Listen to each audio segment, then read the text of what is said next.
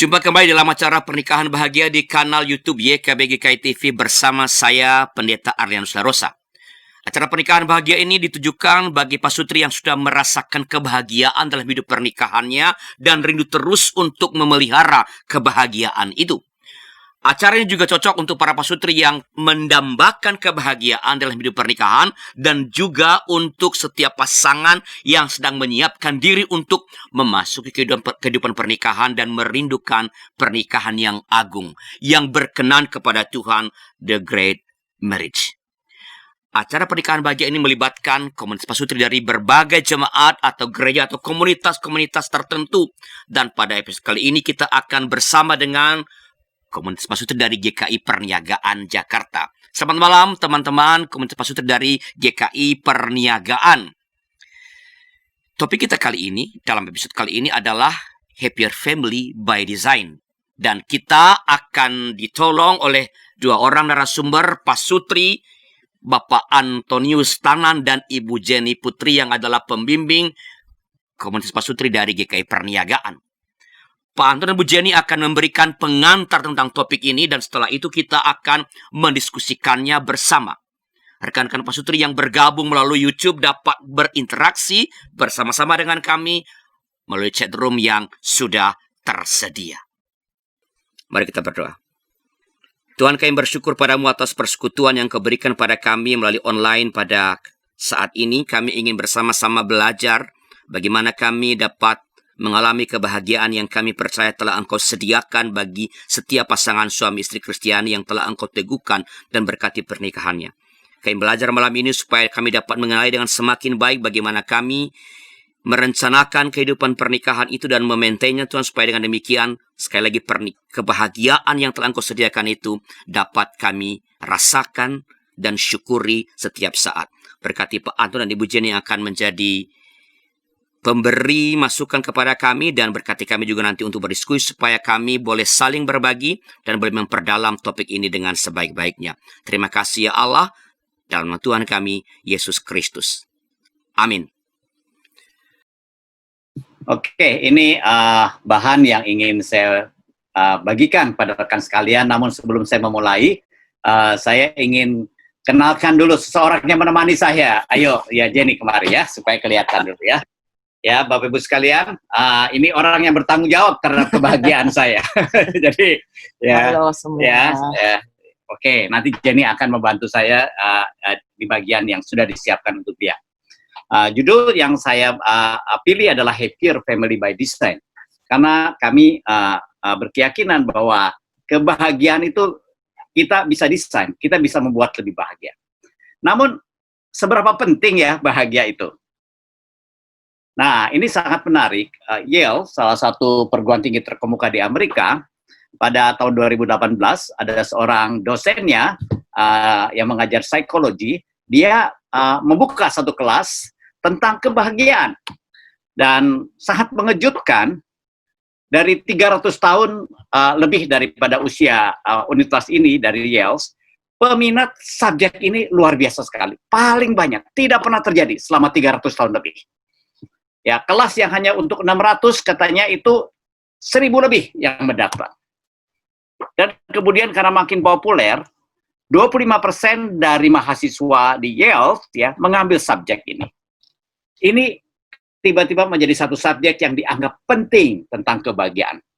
Namun kalau Bapak Ibu sekalian melihat juga bagian-bagian lain yang terjadi di dunia, ini merupakan satu isu yang juga dianggap penting dalam pendidikan. Khususnya ketika Finlandia mulai menonjol di dalam hasil tes PISA-nya dia, yang menggambarkan sebagai prestasi akademik. Karena Finlandia adalah negara yang dianggap salah satu negara paling bahagia di dunia. Negara-negara dengan prestasi PISA atau academic achievement, bukan hanya Finlandia, ada yang lain. Ada Singapura, ada Korea, dan lain-lain. Tetapi yang menggabungkan kedua-duanya, kebahagiaan dan academic achievement, itu Finlandia. Jadi, Finlandia seakan-akan membuktikan bahwa berhasil secara akademik itu bisa bareng dengan well-being daripada student. Mereka menyebutnya sebagai positive education. Nah, sekarang bagaimana dalam keluarga? apakah kita juga bisa mendesain keluarga kita menjadi keluarga yang lebih bahagia? Nah, kami berkeyakinan bahwa menjadi bahagia itu seperti sebuah menu yang bahannya sudah tersedia di rumah kita. Kita bagaimana racik nih, ya, bahan-bahan ini sehingga kita setiap hari punya masakan yang lebih enak. Nah, ini menjadi penting. Kenapa? Ya, saya suatu kali bertemu dengan satu pasangan yang sudah senior, lalu dia komen begini, ya, tentang pasangannya. Kami ini sudah puluhan tahun katanya menikah, ya, saya lupa lah, 40 lah, pasti 40 sekian tahun ya.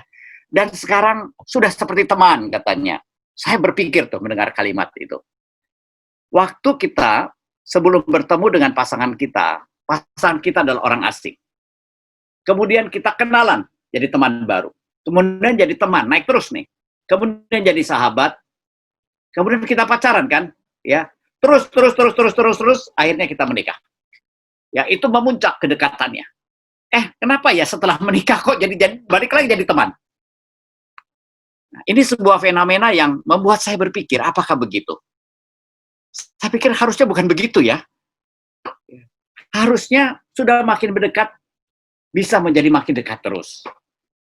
Nah, namun kenapa itu terjadi? Paling tidak kami berdua menemukan ada 3 tantangan.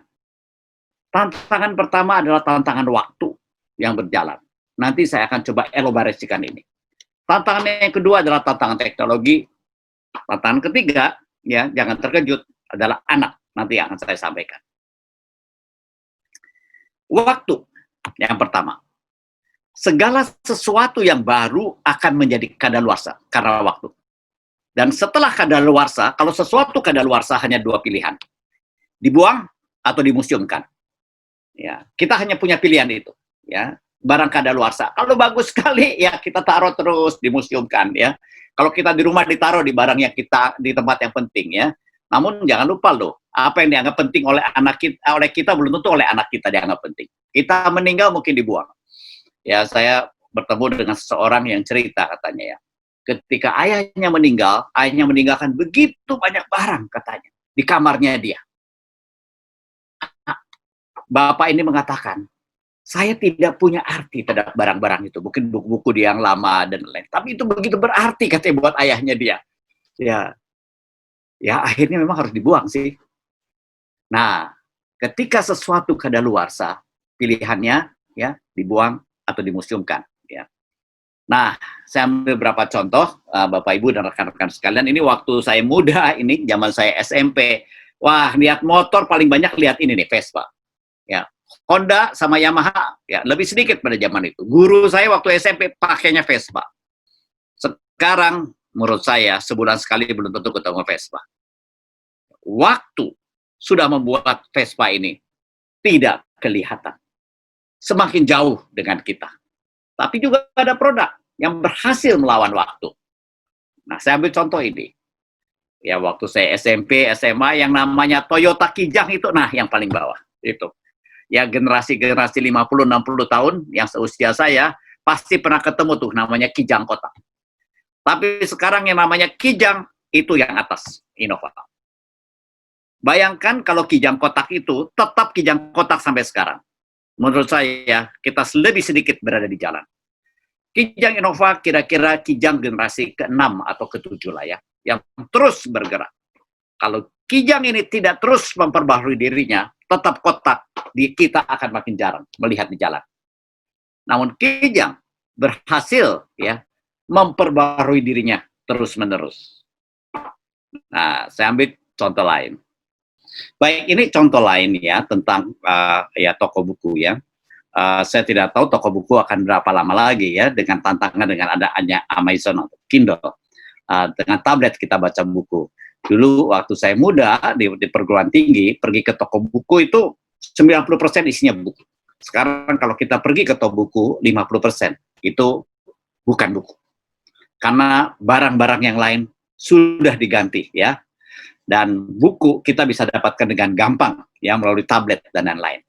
Itu menunjukkan ada yang kadaluarsa ya. Nah, teman-teman, ini waktu zaman saya muda itu ada penjual buku khusus, salesman ensiklopedia. Itu $1.000 untuk dapat satu set. Pertama-tama ensiklopedia dikalahkan oleh apa? Ensiklopedia yang dalam disk yang namanya Encarta. Yang harganya $1.000 menjadi $99. Sekarang Encarta pun tidak ada. Karena apa? Kalah oleh Wikipedia. Yang saya ingin perlihatkan, waktu mengkadaluarsakan. Nah, apakah waktu juga akan mengkadaluarsakan hubungan relasi daripada suami istri? Hukumnya begini dalam dunia bisnis. Segala sesuatu akan mengalami masa introduksi, bertumbuh lalu mature. Setelah mature dia akan turun. Ya. Jadi ada titik dia mature, lama-lama turun. Bisakah ini kita alami? Nah, namun kalau kita ingin ya hubungan suami istri tidak kadaluarsa, apa yang harus dilakukan? Ya, harus menciptakan sebuah cycle yang baru. Nah, ini sebuah tantangan untuk kita semua. Ya, teknologi juga tadi sudah dibuktikan mengubah dan mendiadakan, tapi juga bisa membangun. Contoh, kita akan sering mendengar yang jauh jadi dekat, yang dekat jadi jauh. Itu teknologi. Ya, teknologi bisa dimanfaatkan dengan baik, saling berbagi, ya, mengucapkan salam, ya, video call kalau jauh, ya, tapi juga bisa membuat yang dekat menjadi jauh. Nah, teman-teman, sekarang anak. Ini sesuatu yang menarik. Sering kita melihat suami istri yang hidup karena anak. Jadi seakan-akan suami istri itu menjadi dua pengasuh anak yang hidup serumah. Ketika anak-anak tidak ada lagi menjadi kagok. Saya kira itu bukan keluarga. Karena keluarga tanpa anak pun tetap keluarga. Ya, relasi suami istri ya, dengan kehadiran anak tidak perlu memisahkan. Anak tidak perlu memisahkan. Ya, barangkali kalimat ini boleh menggantikan, don't stop being husband and wife once you have children. Jangan pernah berhenti kita menjadi suami istri walaupun kita sudah ada anak-anak ya bersama-sama dengan kita. Nah, sekarang bagaimana solusinya? Oke. Nah, ini dalam teori inovasi dikatakan siklus itu ketika mau turun lakukan sesuatu, lakukan inovasi sehingga naik lagi. Nah, jadi begini terus, naik terus. Harusnya begini ya, produk ya ketika diluncurkan harus diinovasikan terus-menerus. Sama seperti Kijang itu, tidak pernah berhenti berinovasi. Dari Kijang kotak, kita sekarang ketemu dengan Kijang yang Innova, ya, yang jauh lebih keren daripada Kijang kotak yang kita kenal terdahulu. Nah, sekarang bagaimana refleksi Alkitabiah tentang hal ini? Ya? Apakah Alkitab mengatakan tentang ini? Penciptaan yang baru terus-menerus adalah kunci untuk bertahan dan bertumbuh. Nah, Bapak-Ibu sekalian, ketika saya mengamati kejadian 1 dan kejadian 2, saya terpesona oleh kejadian 1, kejadian 2. Menurut saya, kejadian 1, kejadian 2 menggambarkan apa yang kita sebut sekarang sebagai kreatif ekonomi. Kata kerja pertama adalah mencipta. Sepanjang kejadian 1 ada bercerita tentang Allah yang mencipta. Dan penciptaan itu dibuat gradual, hari pertama, hari kedua. Yang kedua, membuat yang ke-1 menjadi lebih indah. Terus sampai ke-6. Gradually makin bagus. Lalu Tuhan membuat kita di dalam kejadian 1 ayat 26 di dalam gambarnya dia. Nah, Bapak-Ibu sekalian, saya percaya bahwa Tuhan menciptakan kita di dalam gambarnya dengan daya cipta. Waktu Adam dan Hawa ditempatkan Tuhan di Taman Eden, tidak ada kursi, tidak ada piring, ya, tidak ada segala sesuatu. Saya percaya Adam dan Hawa mengalami berbagai tantangan dalam kehidupannya. Namun dengan daya cipta yang ia miliki, ia menjadi problem solver. Dia memecahkan masalah itu. Dia bertahan hidup karena kemampuan daya cipta yang dimanfaatkan terus-menerus. Ya, saya sangat tertarik ketika Adam ya dalam kisah kejadian 1, kejadian 2, dia mendapat tugas kreatif yang pertama, yaitu memberi nama. Ya, Bapak Ibu sekalian, saya membayangkan waktu memberi nama itu bukan seperti kita memberi nama, misalnya nama anjing ada Blackie, ada Doggy dan lain-lain. Tapi melakukan kategori. Waktu Adam melakukan itu, belum ada contohnya. Itu sungguh-sungguh sebuah proses yang sangat kreatif karena tidak ada contohnya. Dan Adam melakukannya. Menurut saya, itu demonstrasi Tuhan. Firman itu diberikan pada kita, memberitahu pada kita bahwa kita sebagai manusia yang diciptakan Tuhan memiliki daya cipta untuk membuat sesuatu menjadi lebih bagus. Membuat sesuatu lebih indah. Apakah kita bisa terapkan itu dalam hidup keluarga kita. Melakukan proses penciptaan relasi terus-menerus dari saat ke saat menjadi makin indah. Ketika itu kita lakukan, saya percaya itulah yang dinamakan happier family by design. Membuat keluarga menjadi lebih indah dengan sengaja. Bapak, Ibu, dan saudara-saudara sekalian, Adam dan Hawa itu menjalani kehidupan bersamanya selama 930 tahun. Ya, itu di Kejadian 5 ayat 5. Menyelesaikan banyak hal dengan kemampuan mencipta termasuk di dalamnya mengatasi bahaya relasi yang kadaluarsa. Bayangkan orang yang hidup bersama 900 tahun. Bagaimana caranya tidak bosan? Kecuali dia menciptakan terus-menerus satu relasi yang makin indah. Untuk itulah bisa bertahan lama. Karena daya cipta itulah yang melawan kadaluarsa. Nah, sehingga kreativitas itu ada sesuatu yang menyenangkan. Dan kreativitas itu adalah sesuatu yang bisa menjaga kehidupan relasi kita. Nah, bagaimana di dalam prakteknya, ya, saya ingin share hal yang praktis, ya. Saya minta istri saya yang berbagi, ya, yaitu ada 3 hal. Pertama, kejutan. Kedua, kebersamaan yang eksklusif. Dan yang ketiga adalah kerjasama, ya. Sekarang giliran istri saya minta dia. Oh. Ya. Baik, ya, diputar begini. Ya. Oke, selamat malam semuanya. Ini istri dapat tugas. Kasih yang lucu-lucu. Selamat malam, Bu Jenny. Ya, yang praktis ya. Jadi tadi kita kreatif gitu di dalam kehidupan perkawinan. Memang itu harus diusahakan ya. Jadi harus dipikirkan. Jadi kami kasih contoh aja yang gampang kalau untuk kejutan tuh. Biasa kami punya kebiasaan kasih kejutan ulang tahun ya. Jadi ulang tahun Anton, ulang tahun saya, kami bikin sesuatu setiap tahun pasti dipikirin gitu ya. Melibatkan anak-anak juga, tapi kadang-kadang kalau nggak ada anak-anak juga ya kami aja gitu berdua ya. Jadi ini kasih contoh aja satu ya. Nah, waktu saya ulang tahun beberapa tahun yang lalu ya, waktu itu masih boleh pergi jalan-jalan. Saya ajak teman-teman guru-guru sekolah minggu, karena saya guru sekolah minggu. Saya bilang ini dalam rangka ulang tahun saya, tapi pas memang harinya ya.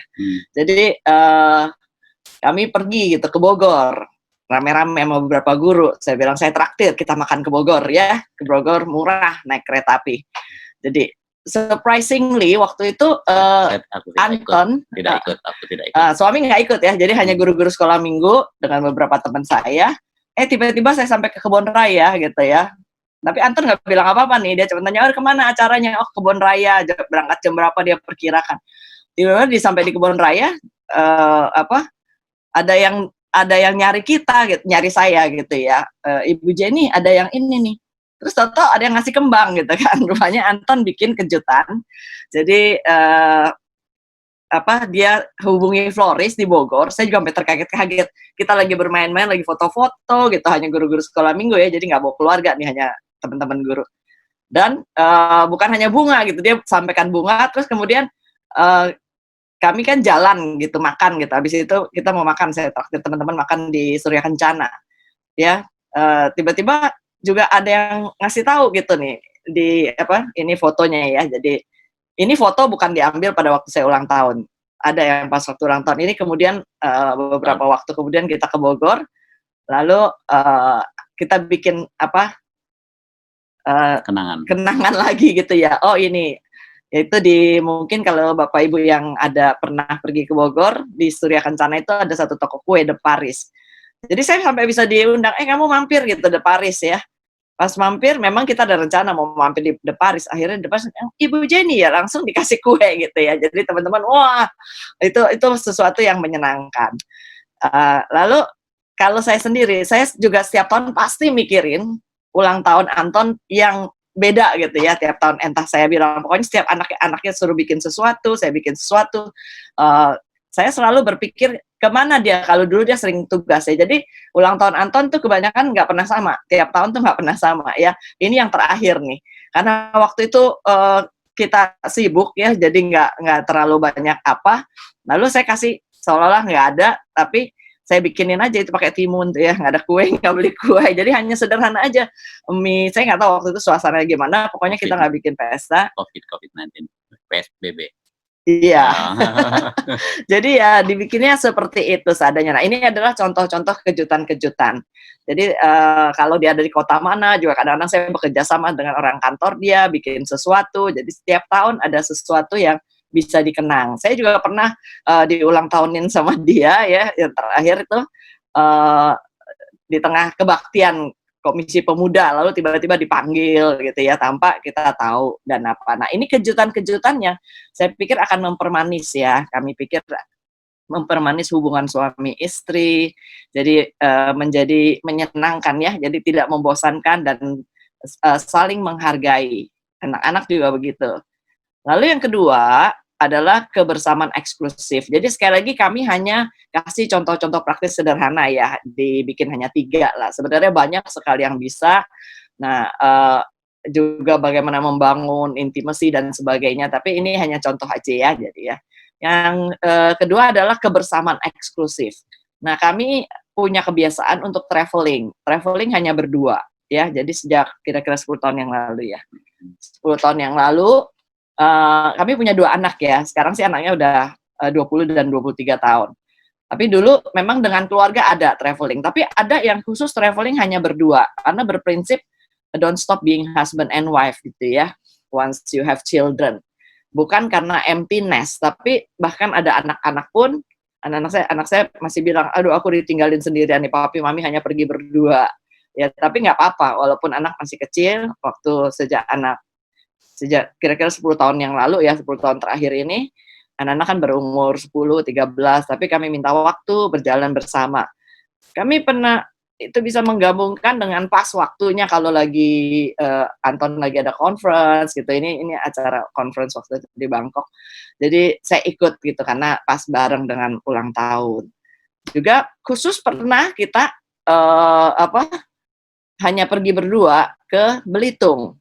Jadi Belitung itu juga saya dalam rangka tugas saya sebenarnya. Saya waktu itu lagi merintis kerjaan untuk ini ya, untuk survei untuk pariwisata. Jadi pas bulan ulang tahun perkawinan kami sebenarnya. Jadi kita kalau pas ulang tahun perkawinan kita pergi berdua. Usahakan setanggal-tanggal itu ya, sekitar bulan September. Nah, waktu itu saya ada tugas, why not kita pergi? Saya bilang. Jadi menggabungkan ya, business with pleasure. Kita pergi ke Belitung. Nah, itu adalah kebersamaan yang eksklusif. Lalu yang ketiga adalah dalam hal kerjasama. Nah, ini kerjasama kita fokus ke 3 hal ya, dalam hal pendidikan anak, dalam hal pekerjaan, dan pelayanan. Ya. Jadi kalau mendidik anak secara umum, pendapat umum tuh suka dibilang begini, kalau laki-laki itu adalah kerjaannya cari uang. Kalau ibu urusan pendidikan anak tuh urusan istri ya atau mamahnya. Kalau apa-apa keputusan sekolah karena mama kan biasanya di rumah yang antar anak dan segala macam.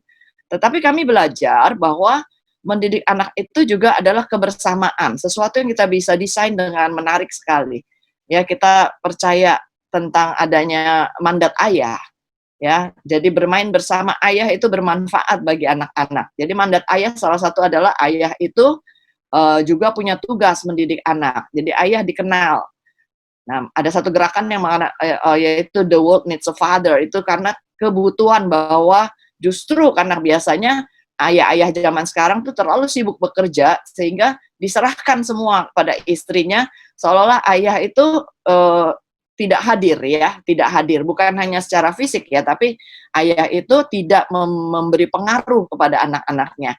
Nah, kami belajar banyak, juga ikut belajar tentang gerakan ini, dan dari parenting yang kami juga pelajari itu namanya mandat ayah. Jadi satu session khusus tentang mandat ayah. Bagaimana seorang ayah juga ambil bagian dalam pendidikan anak. Sehingga dalam mendidik anak kami juga bekerja sama juga. Jadi bukan hanya di rumah, tapi Anton itu juga bantu ya untuk menjadi mentor bagi anak-anak kami. Sehingga ini kerjasama yang baik, yang bukan hanya tugas istri, tapi suami juga kerjasama. Sebaliknya, soal ekonomi. Suka karena banyak istri-istri itu kebanyakan di rumah, dan ada suami yang nggak suka gitu, istrinya kerja kan. Tapi mesti disadari nih, ini saya berbicara kepada kaum ibu, ya, bahwa ada ketidakpastian hidup. Bisa terjadi suami kehilangan pekerjaan, bisa terjadi sakit, ya, kita nggak duga. Kemungkinan juga perpisahan atau perceraian, ya, bahkan kematian. Nah, pada saat itu kalau sebagai seorang wanita atau pasangan dari ininya tidak ada tanggung jawab dalam soal ekonomi, maka itu bisa terjadi macam-macam. Ada penelitian katanya mendadak jatuh miskin gitu gara-gara terjadi ini hal ini. Jadi istri sebagai pasangan yang seimbang harus mempersiapkan diri. Nah, saya ingat bagus sekali itu kalau para kaum ibu itu belajar penataan ekonomi itu ya dari Amsal 31 justru. Itu digambarkan wanita yang kecantikan adalah bohong katanya, tapi wanita yang itu mengasihi Tuhan ya itu dipuji katanya. Jadi dalam Amsal 31 itu menggambarkan wanita yang ya komplit lah ya, tapi termasuk adalah bekerja. Ya, gini beberapa ayatnya, senang bekerja dengan tangannya. Nah, dia juga investor nih, beli ladang gitu, diusahakan ya, bukan hanya beli ladang doang atau beli properti, tapi juga diusahakan menghasilkan. Lalu pendapatannya menguntungkan, dia membuat tangannya juga bisa, ya, membuat dan menjual pakaian. Dan dikatakan bahwa jadi karena kesiapan ini dia tertawa tentang hari depan. Nah, oleh sebab itu saya mendorong bahwa istri itu mandiri. Walaupun harus di rumah, walaupun suami itu menjadi main breadwinner, tetapi istri itu harus usahakan di dalam kita mendesain kebahagiaan adalah istri mandiri, jangan cuma ngerongrong doang ya. Saya juga lebih banyak di rumah loh. Tapi saya bekerja dengan secara flexi time. Jadi penghasilan tambahan dari berbagai usaha kalau sekarang lebih dimungkinkan ya dengan berkembangnya bisnis itu online. Ya, jadi banyak ibu rumah tangga sangat fleksibel, tetap bisa pelihara anak, tetap ngawasin anak, tetapi juga punya income stream ya, jadi ada pemasukan bekerja dari rumah. Dan kemandirian itu menjadi pendamping yang seimbang. Saya pikir perempuan jadi ada harga diri juga ya, jadi less konflik. Jadi itu salah satu membuat keluarga yang lebih bahagia. Ya, karena ini adalah pasangan yang sepadan. Jadi kita bukan di bawah. Kita juga bukan lebih tinggi daripada suami, tapi sebagai istri itu bisa siap gitu ya, siap mendukung. Dan kalau sampai ada kejadian apa di mana mungkin suami kita sakit atau kehilangan pekerjaan kayak zaman Covid ini, istri-istrilah berperan. Itu banyak ya, keluarga-keluarga kami itu ada contoh-contoh yang baik gitu, bahwa pada saat kesulitan datang, lalu istri berperan dan akhirnya rumah tangga itu ekonomi itu salah satu membuat rumah tangga bisa kacau ya. Jadi tetap bisa bertahan. Yang ketiga adalah pelayanan bersama. Ya, kita suka sering dengar misalnya suami majelis, istrinya nggak mau melayani gitu ya. Jadi di GKI kan begitu kan, nggak diwajibkan, atau ya istrinya majelis sangat sibuk. Majelis kan sibuk ya, rapat dan segala macam. Lalu suaminya ngapain? Nah, tapi kami berdua itu senang pelayanan bersama. Jadi teman sekerja juga dalam pekerjaan Tuhan. Melayani sebagai pasangan suami istri, kami bisa menjadi mentor ya, bisa menjadi narasumber dengan pengalaman-pengalaman kehidupan rumah tangga, bisa juga kapan-kapan jadi konselor walaupun bukan yang profesional ya. Jadi sebagai pasangan kekuatan pelayanan itu kita jadi seimbang. Ya, ini juga membuat keluarga lebih bahagia. Ya, karena kita bersama-sama melakukan pekerjaan Tuhan. Jadi tidak ditinggalkan. Ada kasus kok salah satu gitu begitu aktif nanti bisa juga terjadi penyimpangan-penyimpangan ya. Ada yang jadi ketemu will atau apa dalam pelayanan. Itu mungkin terjadi karena tidak seimbang. Tapi tak kalah sebagai suami istri kita bisa melayani bersama-sama, teman sekerja dalam melaksanakan pekerjaan Tuhan ya. Jadi kekuatan pelayanan sebagai pasangan itu jauh lebih baik daripada hanya salah satu yang lebih aktif, tapi yang satunya sama sekali tidak ada, karena di sanalah ada intimasi spiritualitas juga. Jadi secara spirit kita satu. Nah, itu aja yang dari saya sekarang, Anton.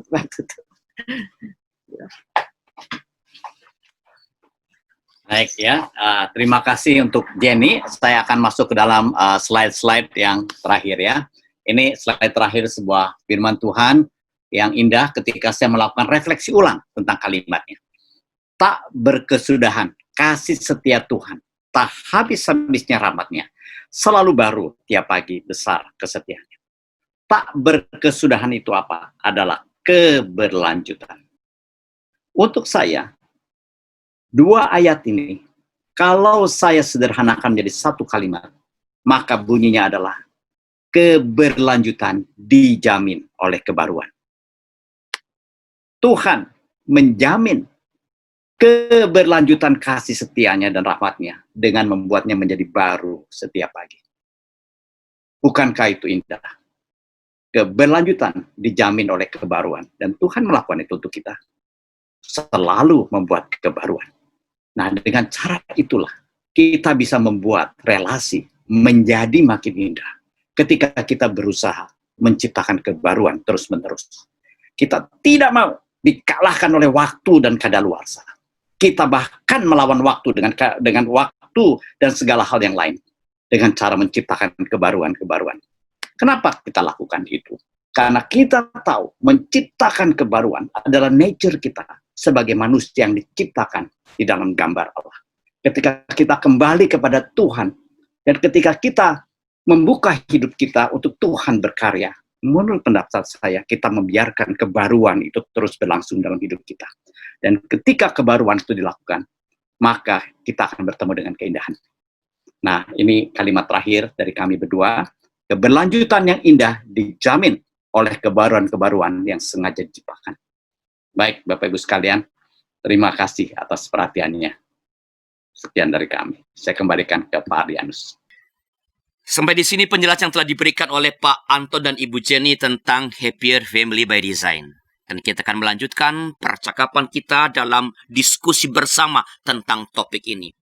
Sementara rekan-rekan Pak Sutri menyiapkan pertanyaan atau opini atau sharing, kita dengarkan dulu pesan-pesan berikut ini.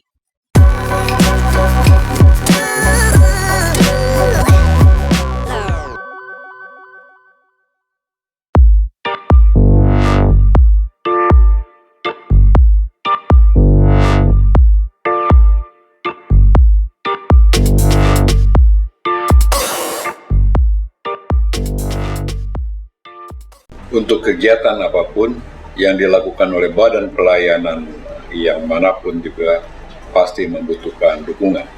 Salah satunya adalah dukungan dana. Oleh karena itu, YKB GKI Media juga membutuhkan dukungan dana dari kita semua.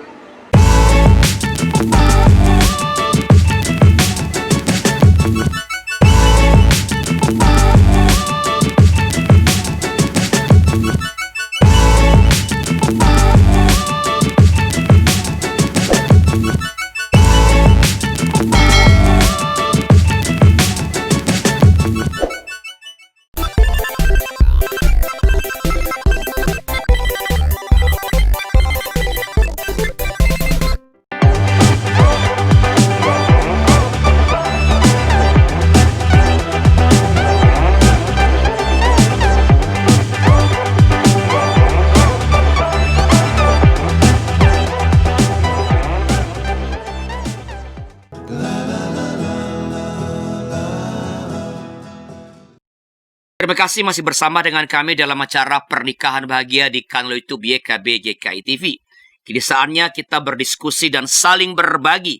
Rekan Pak Sutri yang bergabung melalui YouTube dapat menyampaikan pertanyaan atau sharingnya melalui chat room yang sudah tersedia. Baik, apakah ada pertanyaan atau sharing dari teman-teman yang lain? Sebelum muncul Pak Anton dan Bu Jenny, bagaimana sih Pak proses mendesain ini Pak? Mendesain, tadi kan elemen-elemennya Pak. Pak Anton memberi elemen-elemen. Bagaimana proses mendesain kebahagiaan itu Pak? Ya, saya mulai dengan sebuah menciptakan standar. Misalnya begini. Ketika saya menciptakan kejutan sama Jenny, artinya apa? Di ulang tahun. Tidak boleh sama. dengan tahun lalu. Kalau sama itu pasti bukan kejutan. Ya, jadi prosesnya apa? Dengan menciptakan standar. Ya. Kedua adalah merencanakan. Ya, kami selalu merencanakan. Ya, kita akan pergi kemana tahun ini ya untuk berdua. Ya, dan apa yang ingin kita lakukan selama pergi berdua itu. Ya, tahun ini aja nggak bisa pergi ini gara-gara PSBB ya. Ya, kita sebenarnya sudah berencana kita pergi kemana, namun tidak bisa dilakukan. Saya kira prosesnya dimulai dengan keinginan kita ya untuk membuatnya menjadi lebih indah, menciptakan standar ya. Itu misalnya contoh kreativitas berbeda. Kita pergi ke tempat yang berbeda, menetapkan tujuan dan lain-lain. Dan ya akhirnya barangkali menikmati itu ya. Kami merasakan menikmati, menyenangkan. Terima kasih Pak Renus mengundang kami berdua ya. Kami menikmati ketika kami melakukan pelayanan ini bersama-sama. Ya. Baik Pak, ada yang lain sebelum saya lanjut nih? Pak Wijaya? Iya, saya Wijaya dari GKI Perniagaan. Ini istri saya, Livung. Saya mau tanya nih, Pak Anton sama Ibu Jenny, pernikahan yang bahagia itu apakah betul bisa tercapai jika masih ada banyak perbedaan-perbedaan nilai dalam keluarga itu sendiri? Ya, nanti saya minta Jenny juga ya untuk jawab. Pasti kita menikah dengan orang yang berbeda, pasti. Namun tentu kita harus bisa mengelola ya perbedaan itu. Salah seorang tokoh dari pendiri negara Amerika, Thomas Jefferson mengatakan, in time of principle, stand like a rock. Ya, in time of taste, katanya, go with the flow. Hal-hal yang prinsip berdirilah sangat kokoh, seperti batu karang. Jadi, untuk nilai-nilai yang prinsip, mau tidak mau satu. Tapi hal-hal yang berupa tes, ya udahlah, ya kita masing-masing boleh berbeda untuk itu. Ya, kalau saya joke dengan istri saya ya, kita Alkitab satu. Tapi milih sambal, kita beda merek. Nggak apa-apa. Ya, jadi ya nilai-nilai ya ada yang harus sama, yang prinsip. Ya, ada yang kita izinkan untuk saling berbeda ketika itu tidak prinsip. Ya, jadi itu dari saya. Jenny mau tambah barangkali, Jen? Silakan Bu Jenny. Ya. Sorry ini jadi udah mandi soalnya laptopnya. Iya, mungkin nilai itu ya agak sulit sih ya, tapi bisa menjadi dibarui. Suami istri harus punya keinginan dua-duanya kan, harus mau kita mau membuat rumah ini lebih bahagia atau kita mau begitu aja. Oleh sebab itu tentu nilai itu ya kalau yang lebih prinsip itu ya memang sebenarnya ya dari awal. Saya suka kadang-kadang pikir, pacaran pilih sendiri, habis itu mau minta cerai. Kagak ada orang yang kenalin, nggak dipaksa gitu kan. Jadi itu something wrong waktu kamu mau menikah, belum benar-benar melihat dan menilai semuanya, mempertimbangkan, mungkin bahwa dalam doa iya, tetapi nggak benar-benar melihat, kok nggak tahu gitu loh. Ada misalnya orang yang mengatakan, oh saya tahu-tahu 3 bulan menikah udah kayaknya nggak cocok loh, kok bisa gitu kan. Berarti ada sesuatu gitu ya, value-nya atau nilai yang tadi bilang Wijaya mungkin nggak bersama. Prinsip kita kan sebagai orang Kristen, apalagi ini bukan sekarang udah zamannya bukan dijodoh-jodohin gitu ya, atau apa ya, cari-cari sendiri, pacaran juga iya, tapi sesudah menikah lalu dengan alasan tidak cocok dan segala macam, saya hanya bertanya, kenapa gitu ya? Karena kalau bagi kami mengalami gitu, pasti ada yang berbeda. Tapi kita berkomitmen untuk mempertahankan kan. Jadi apa yang berbeda dibicarakan. Lalu kalau itu sangat ini didoakan. Dan memang harus sama akhirnya, harus apalagi yang prinsip kan tadi in terms of principle, kita stand as a rock. Jadi semuanya stand as a rock. Dua-dua suami saya berantem dulu kan. Tapi bagaimana prinsip itu bisa ini ya, banyak berdoa dan harus ada nanti bersama-sama ya. Kalau menurut saya mungkin nanti kalau ada kesempatannya tema yang spiritual intimacy itu ya, bahwa secara spiritual itu menjadi landasan. Nah, barangkali itu kali aja ya duluan. Oke. Kalau Siap. ada ya. Terima kasih banyak. Thank you. Oke. Jadi perbedaan itu keniscayaan. Bahkan dua orang yang kembar pun Pasti punya Pak. perbedaan. Karena Tuhan Tapi ciptakan bagaimana semua. menghandle-nya? Iya. Bagaimana? Bagaimana komitmen kita diusahakan. Jadi, makanya by design, Pak. Iya. Cuman gini, Pak Anton dan Bu Jenny, kan tadi kan perlu kreativitas. Supaya bisa memberikan kejutan dan terus merawat itu, kita perlu hal-hal yang baru. Itu kan mengandaikan pengetahuan, Pak. Pak Anton bisa pilih tempat liburan yang berbeda karena, atau Ibu Jenny pilih tempat liburan yang berbeda kan karena punya pengetahuan tentang tempat-tempat. Pertanyaan saya ada dua, Pak. Yang pertama,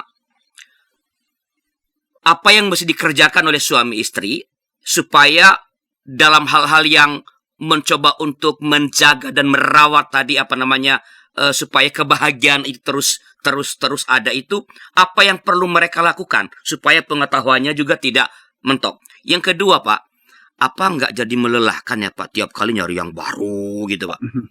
Seru malah. Jadi stres malah gitu, Pak. Silakan Pak Anton, Bu Jenny. Ya. Kami berdua mencintai dunia pendidikan. Termasuk saya. Saya berpergian biasanya dikaitkan dengan dunia pendidikan. Kami menyukai kultur, ya.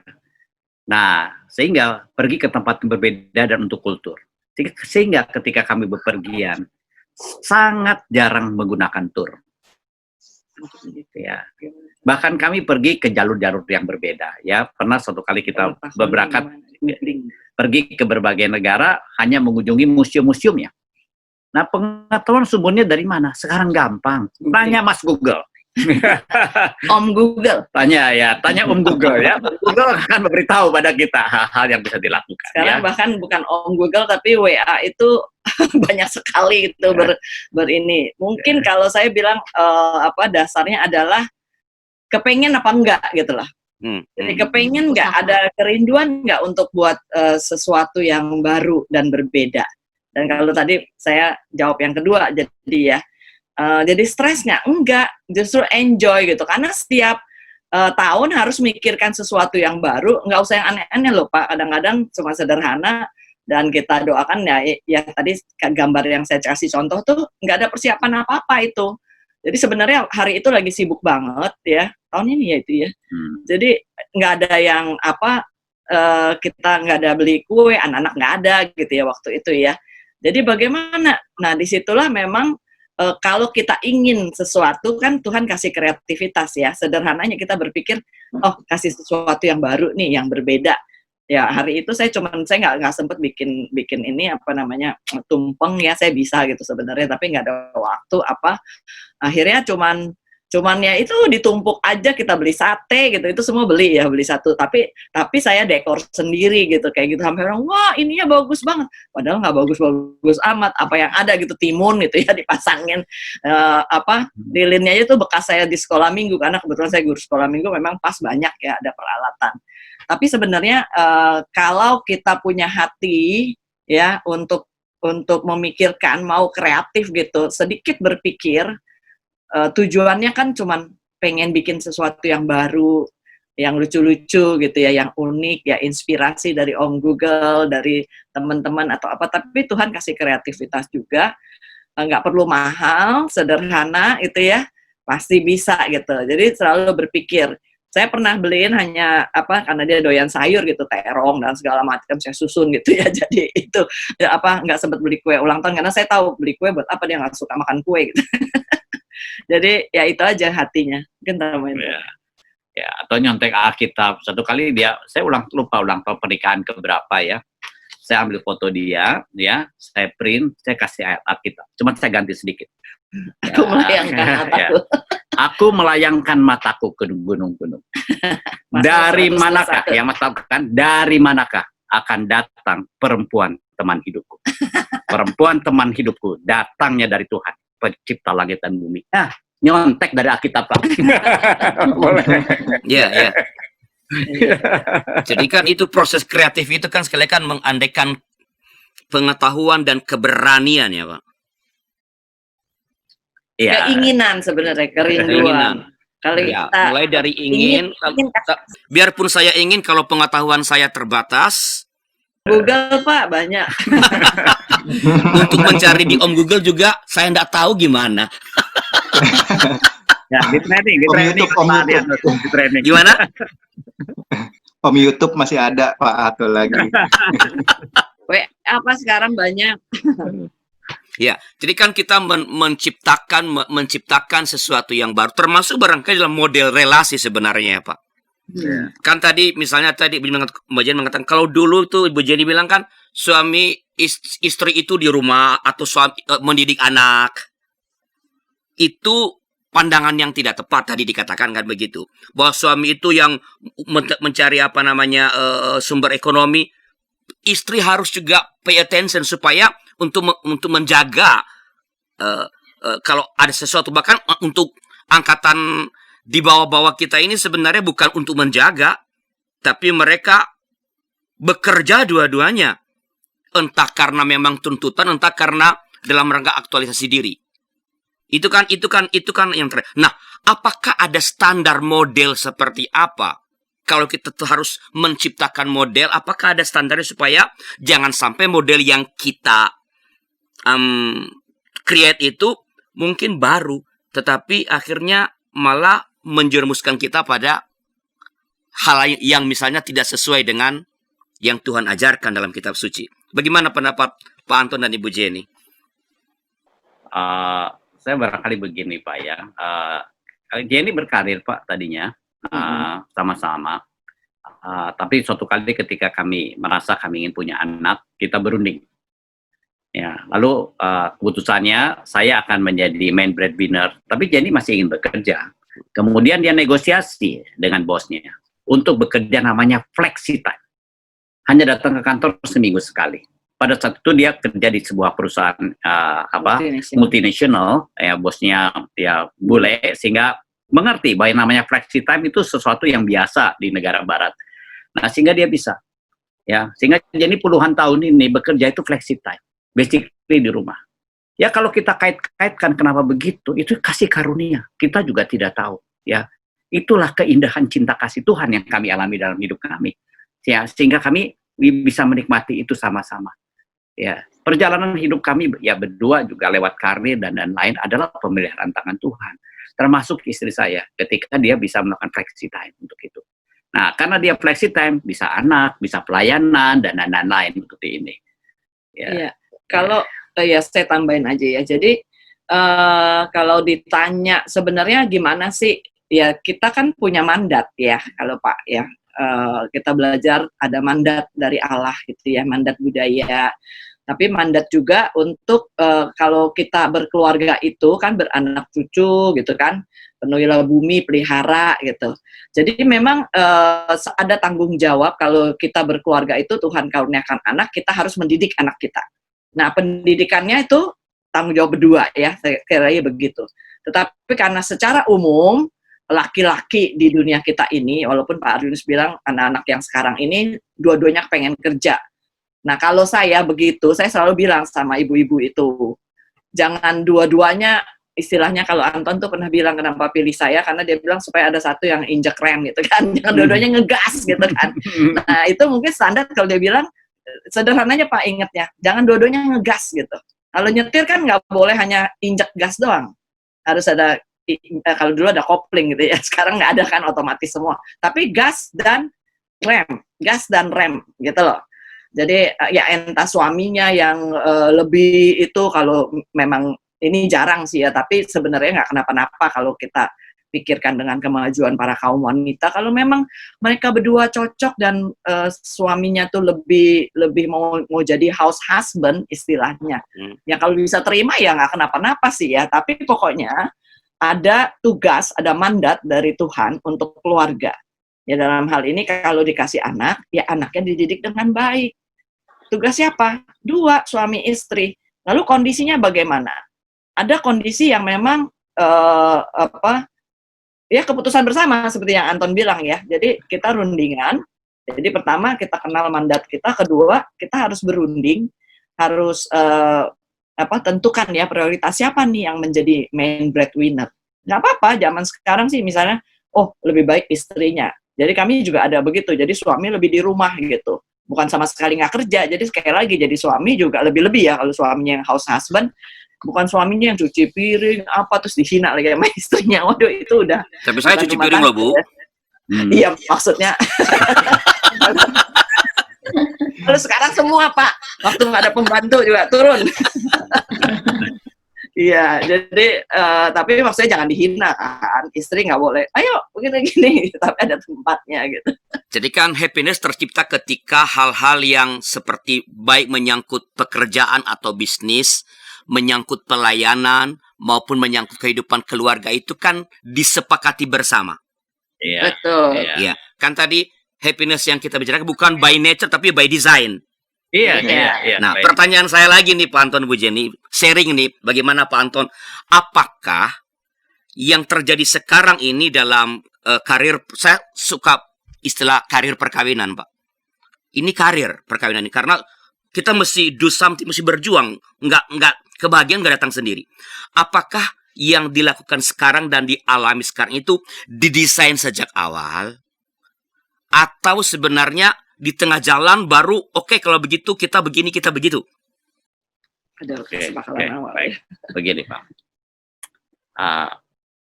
Waktu kita berdoa kepada Tuhan, orang sering mengatakan jawaban Tuhan itu hanya 3. Yaitu ya, tidak, atau nanti. Menurut saya jawaban Tuhan itu 5. Ya, tidak, nanti, ya. 4 jawaban berbeda. Kelima jawaban lebih besar.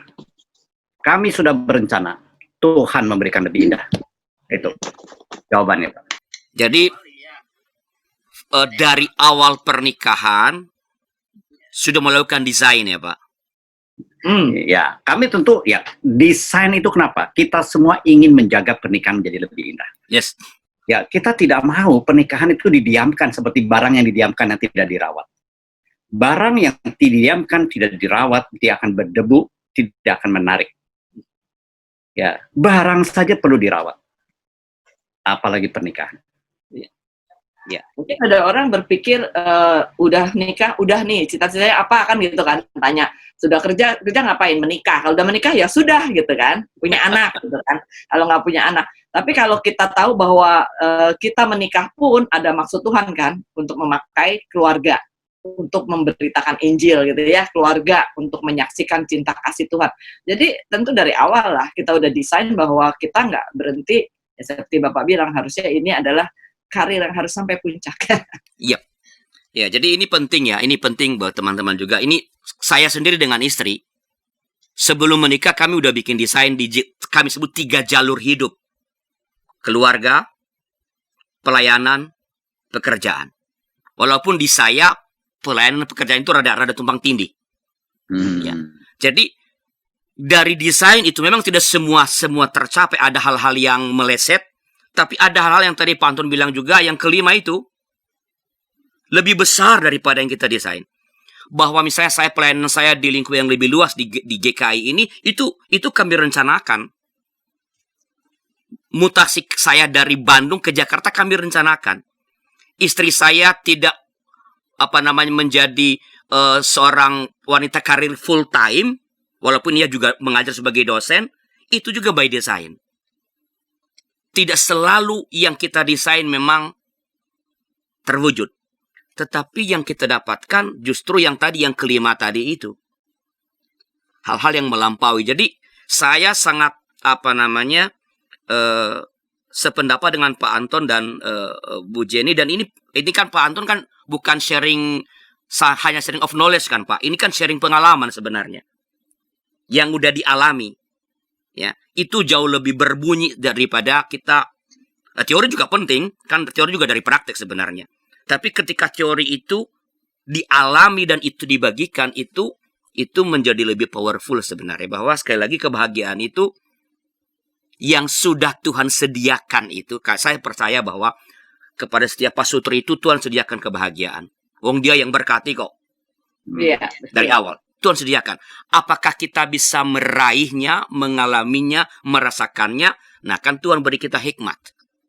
Tadi kan mendesain. Ya, baik teman-teman, ada sharing yang lain kah, atau pertanyaan yang lain, atau masih ada yang disampaikan Pak Anton dan Ibu Jenny? Dari teman-teman silakan. Pak Anton, Ibu Jenny, ini apa namanya, satu lagi nih Pak, ada orang yang mengatakan ini, saya nggak tahu Pak Anton, Bu Jenny itu pendidikannya ini sosial apa itu Pak, teknik?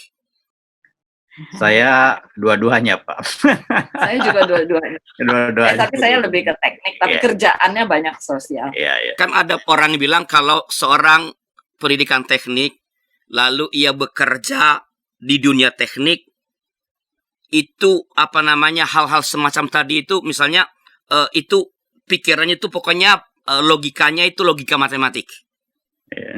Lalu kehilangan sense untuk mencipta yang tadi kita bicarakan. Apakah itu betul bahwa orang-orang teman-teman kita yang dari teknik itu ya begitu, jalan hidup pernikahannya juga begitu, seperti teknik itu kalau 1 tambah 1 ya 2 gitu. Apa begitu Pak? Kami berdua dari teknik Pak, saya orang fisika lah. Oke, gimana Bu Jenny? Saya orang fisika Pak, tapi belakangan kerja banyak belajar itu kan, saya market research, jadi banyak belajar ya, memang ya sosial. Dan belakangan saya senang juga social research ya. Tapi yang namanya basic bahwa orang teknis itu katanya kaku gitu ya. Makanya katanya teroris tuh banyak kan yang dari pendidikannya IPA gitu, kata teman saya. Karena nggak belajar ilmu sosial, kata dia bilang gitu ya. Nggak kenal kemanusiaan. Sebenarnya nggak juga. Tergantung aja, kita kan terus berkembang dalam perjalanan hidup. Ya, walaupun saya basicnya, kami berdua sangat itu ya, sangat apa sih, otak kiri ya itu. otak kiri ya, sangat otak kiri, tapi dalam perkembangan hidup kemudian otak kanannya juga pasti develop, dan kreativitas itu ditemui. Akhirnya sih saya bilang sih cuman keinginan aja ya, pengen kasih sesuatu, pengen membahagiakan ini, dan selalu berpikir apa ya gitu ya baru ya. Jadi ada orang kan suka bilang, saya nggak kreatif loh. Saya bilang sih, enggak lah, Tuhan menciptakan kita kok. Ya, pasti ada kreativitas. Mungkin bukan kreativitas menciptakan sesuatu yang spektakuler gitu, nggak usah. Sehari-hari aja, tapi yang lucu-lucu gitu, pasti bisa. Iya, jadi makanya tadi saya bilang, Pak Anton, Bu Jenny, dan kawan-kawan, itu saya selalu menempelkan kata karir pada perkawinan. Supaya kita aware. Kalau di dunia, kalau kita bisnis, kita bekerja jadi profesional, kita kan berusaha mengerjakan banyak hal supaya karir kita semakin baik. Dan di bagian kalau kita profesional atau bisnis kan ada sekolah resminya tuh. Kalau pernikahan nggak ada sekolah resminya kan Pak? Kalau bekerja kan lulus dulu ya, sekolah dulu baru dapat ijazah. Kalau nikah kan dikasih ijazah baru jalanin kan? Diberkati dulu baru jalanin. Jadi artinya kita mesti aware bahwa ini karir. Kita mesti mengusahakan mengusahakan apapun seoptimal potensi kita agar kebahagiaan yang telah Tuhan sediakan itu dapat kita rasakan. Tuhan sudah sediakan kok. Iya. Tadi kan Bu Jenny bilang, apakah kita mau atau tidak? Baik teman-teman, masih adakah? Ya, Ibu Liva mau bicara? Mungkin saya ada mau nanya sedikit. Ya. Gini, kita sebagai pasangan kan pasti punya kesukaan yang berbeda. Ya, jadi seperti misalnya Anton dan Ci Jenny memberi surprise untuk ulang tahun, terus jalan-jalan misalnya ya, rekreasional. Tapi yang saya tahu ada juga pasangan yang misalnya suami nggak suka surprise, suami nggak suka jalan-jalan, sedangkan istri suka, gitu. Nah itu gimana gitu, maksudnya kebahagiaan itu tuh gimana kalau misalnya salah satu nggak suka, gimana? Iya, perbedaan gitu. Jadi gimana mau melakukan hal yang apa ya, sesuatu yang bersama gitu? Ya, barangkali begitu. Nah, ketika hal itu menyenangkan dia dan itu penting untuk ulang tahunnya, walaupun saya tidak suka, maka kita mengatakan menyangkal diri. Menyangkal diri, saya tidak suka, tapi itu penting. Saya sangkal. Nah, itulah keindahan daripada barangkali kita belajar mencintai dengan cinta seperti Tuhan ajarkan. Tidak selalu saya mencintai pasangan karena hati saya sedang senang. Tetapi kita tahu bahwa kita sudah berjanji, dan ketika kita mengasihi, kita berani rela menyangkal diri. Itu memang sulit. Tetapi bayangkan kalau pasangan kita melakukan itu. Pasangan kita memberikan kepada kita hal yang paling sulit dia lakukan karena dia tidak suka. Tapi dia paksakan memberikan. Bagaimana perasaan kita? Ya, itulah keindahan pernikahan Kristen. Diajarkan menyangkal diri dan memikul salib. Anton ini nggak suka rame-rame, saya suka rame-rame. Dia selalu bilang, jangan bikin pesta ya. Jadi kalau saya kan selalu bikin kejutan ulang tahun tuh kepengennya istilahnya orang sekantornya tahu gitu kan. Jadi Anton udah bilang, dia udah tahu nih tiap tahun pasti saya mau bikin heboh atau apa gitu. Dia udah pesan, jangan bikin ya, aku nggak suka ya. Aku ini pemalu katanya, nggak suka. Tapi saya suka pengennya satu kantor gitu, bikin heboh gitu. Tapi lama-lama saya pikir ya udah dia nggak suka ya jangan gitu ya, ya sudah. Jadi nggak pernah beli, nggak usah beli apa-apa gitu kan. Ya udah nggak dilakukan. Tapi kita kasih kejutannya bentuknya lain. Saya suruh teman-temannya nulis kayak apa gitu, bikin ucapan. Ya gitu, ya tapi itu benar juga sih, ya itu yang cerita klasik terkenal tuh yang cerita hadiah Natal ya dari siapa tuh sih, yang katanya istri rambutnya panjang ya, terus kasih suami arloji gitu ya, itu cerita klasik tuh tentang Natal, itu bagus sekali. Judulnya Hadiah Natal, The Gift namanya. Saya lagi lupa nama penulisnya. Iya, jadi Oke, thank you Anton. ya, terima kasih Pak Anton, Bu Jenny. Di komunitas pasutri yang saya bimbing tuh salah satu prinsip yang sering saya sampaikan adalah bahwa beri yang ia butuhkan, bukan yang engkau inginkan. Beri yang ia butuhkan, bukan yang engkau inginkan. Tadi kami Pak Anton perlunya nggak mau rame-rame, oke, tapi Ibu Jenny punya keinginan. Ibu Jenny memberikan yang dibutuhkan Pak Anton melalui teman-teman memberi tulisan, itu yang diperlukan Pak. Jadi beri yang ia butuhkan, bukan yang engkau inginkan. Pak Anton nggak suka rame-rame barangkali, tapi kalau Ibu Jenny butuh itu ya ia berikan, beri yang ia butuhkan, ya kan? Ya, jadi memang begitu, kita begini pasangan kita nggak suka, oke, beri yang ia butuhkan. Ya, jangan paksakan yang kau inginkan padanya. Baik, kenapa?